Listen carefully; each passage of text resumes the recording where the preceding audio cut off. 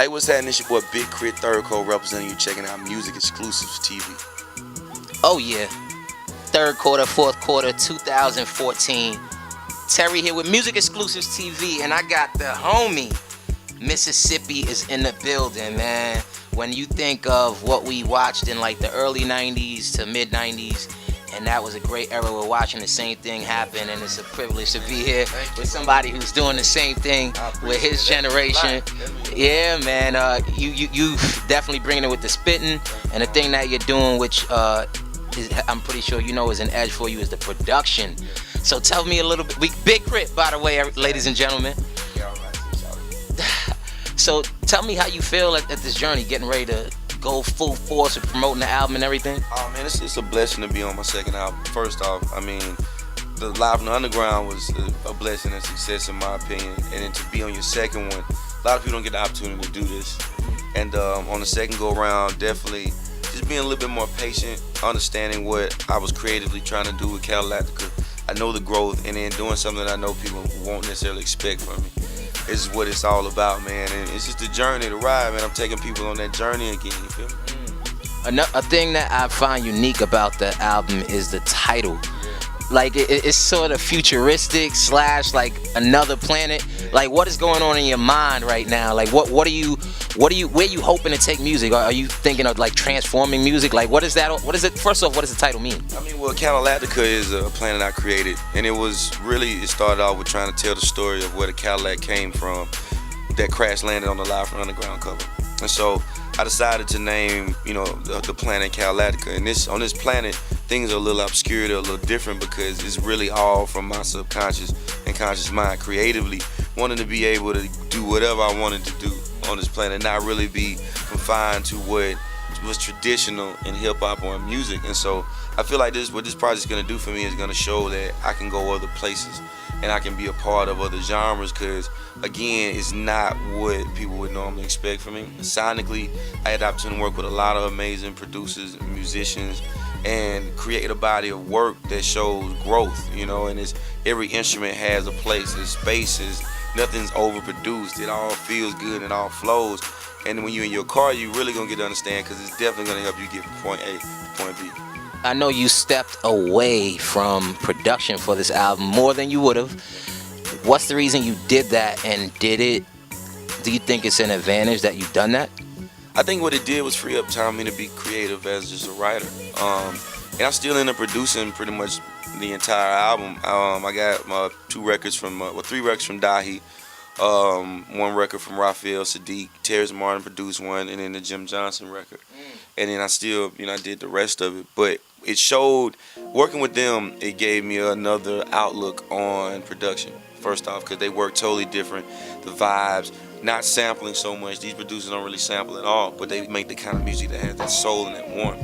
And I think by watching them, it encouraged me to use different kinds of instruments, to not stick to the grid so much with the drum pattern, to be kind of, to kind of take it further.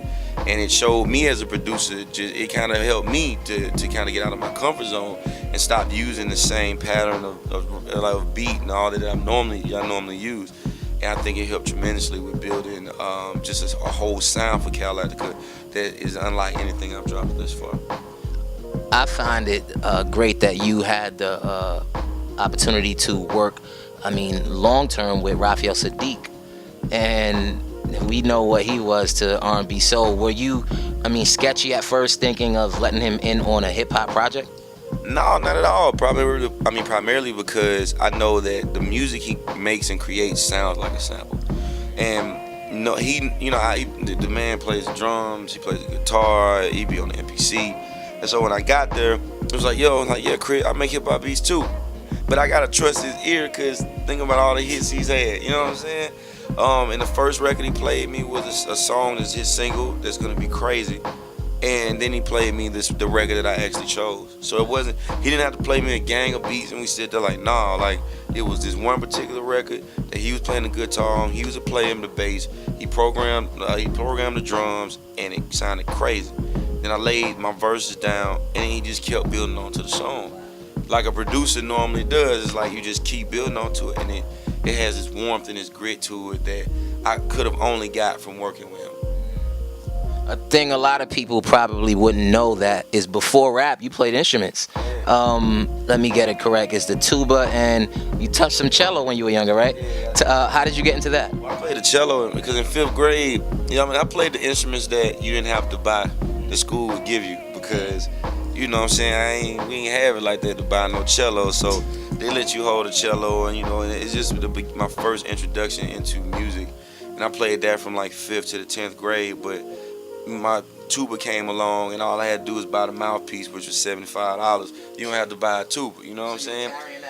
Yeah, I was carrying a sousaphone. I was probably 130 pounds soaking wet in band with a sousaphone, but we were cold with it. And that was my love for music has always been outside of hip hop. And so a lot of people, that's where my subs and my bass lines come from and the songs I produce, because that's pretty much what the tuba was the bass of the entire band.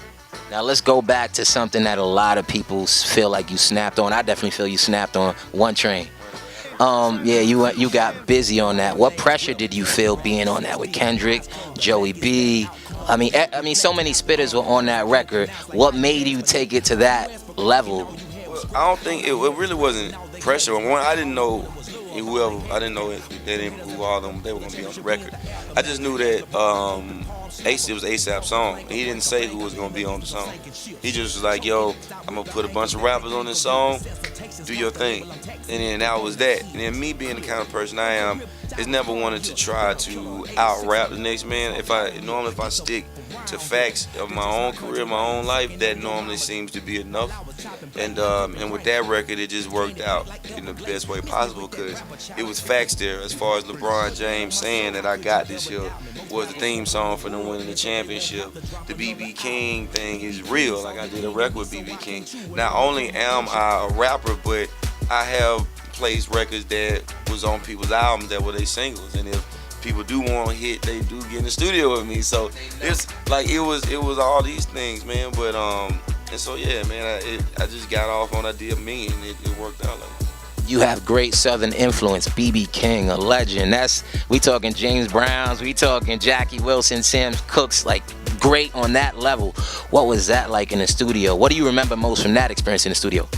What I remember the most is him sitting down and playing Lucille, and then going over the lyrics to sing the actual Praying Man hook. Did he play? Yeah, he played Lucille on the record, and then he sung the hook. And then so in the beginning, it was just trying to get the cadence down, and I sat in there with him, and we kind of went over it together, and that was mind blowing to be sitting down with B.B. King going over some lyrics, and he'd be like, "Okay, I got it." You know what I'm saying? Yeah, I mean, just how I perceived it, and then he put his own twist on it, and yeah, bro, that was a milestone. That probably never happened to that magnitude ever again in my life. I know everywhere people know you as somebody who definitely puts a lot of diligence towards the lyricism and everything. What was it, last year? It's maybe over a year ago now. Kendrick Lamar mentioned you on Control. How did you feel when your name was mentioned? And first off, how did you feel when your name was mentioned? I mean, I understand hip hop, so it's like it's competitive. And not immediately I understood, because if you listen to the whole bars, I understood. Okay, all right, I get it. If you in the studio, you ain't taking these people lightly. But it turns into either a negative thing, or people become riled up, or they make it more than that. And that's what happened. But it's all strategic. It's hip hop. It's competitive. And then yeah, because that's what you have to do. You go for the response. You jump on the control beat. Nobody cares because that beat is already maxed out. You know what I'm saying? But you make it work for you, man. And I made it more than just the control verse, because it wasn't about that for me at that point. It was about me expressing how even at that moment being overlooked as a lyricist has happened to me so much in my career, and I made Mount Olympus, and it gave me a platform to where people listen. When people think of the people mentioned in Control, they mention a lot of people.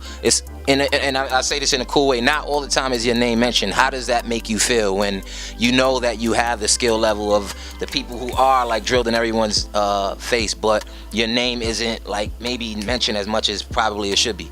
I mean, it's cool. I mean, because I have a catalog of music, and I put out so much music, man, that even at the end of the day, I have a song for everybody, and I just keep pushing, I keep dropping.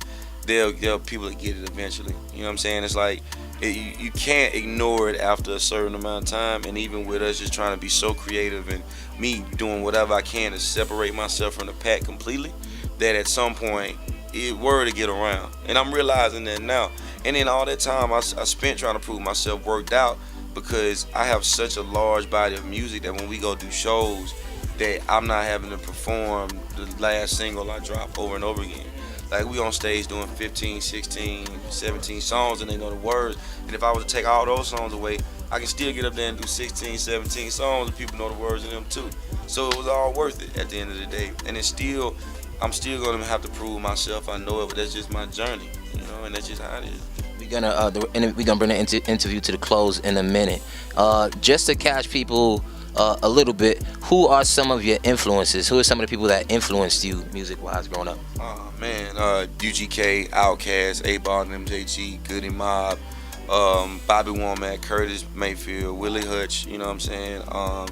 Definitely these kind of people. On a production level, it would be DJ Toomp, Ninth Wonder, obviously Timbaland, David Banner, Organized Noise. Yeah, man. Like, and, you know, of course Dre. But yeah, man, I've been a wide range of people that really influence the music and the kind of music I make.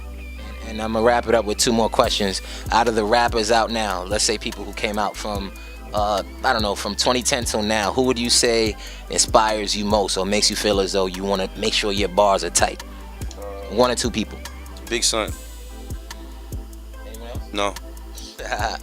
And to wrap up the next thing, you've gone from sleeping on people's couches and renting rooms and getting free space and a bunch of stuff to get to where you are at this point in your career. To anyone out there who's pursuing a dream and they feel like they want to let up, what words of encouragement can you give to them? Oh yeah, man, you definitely got to keep pushing and keep striving forward. And normally when you get to a point where you feel like you can't keep going, something happens to kind of keep pushing you in that direction.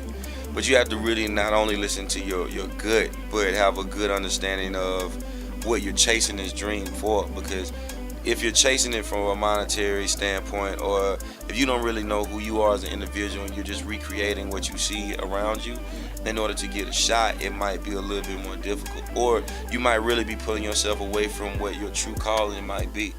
It's really hard to determine at times, but normally people are really good at something and they might ignore that to do something that they see or that they find entertaining. And you just gotta, man, stay prayed up and pray that you're on the right path and that whatever you're doing is 100% meant for you. Because it was a lot of times that I probably should have or could have did something else, but God kept putting something in my way to kind of keep pushing me through. And you know, all you can do is hope that is what you're supposed to be doing, and your time will come. And it may be 10, 15, 20 years from that. But if you're patient, it'll happen. More than a lot of rappers, you mentioned God a lot, which I give you, man, like, no tremendous props for. Hopefully you keep doing it, man. Cause man, trust me, you ain't got to worry about that. I can't help it. Straight up. We are over and out.